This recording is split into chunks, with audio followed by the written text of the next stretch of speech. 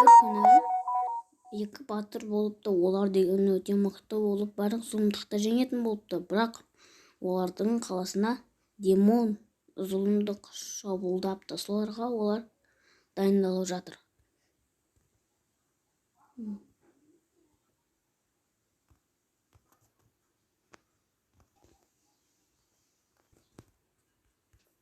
Олардың тренировкасы біткен кезде солардың өздерінің қаласына кетіпті.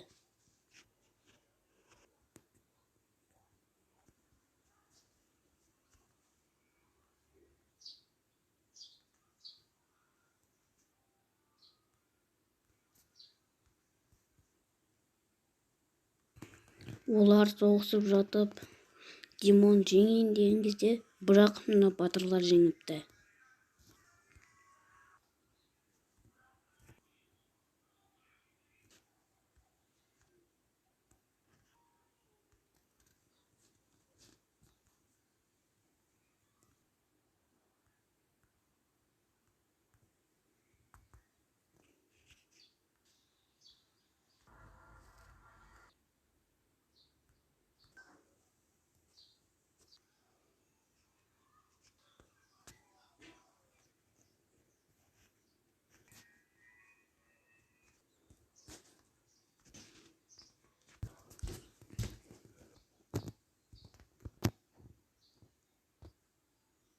Осылайша батырлар өз қаласын қорғап қалды.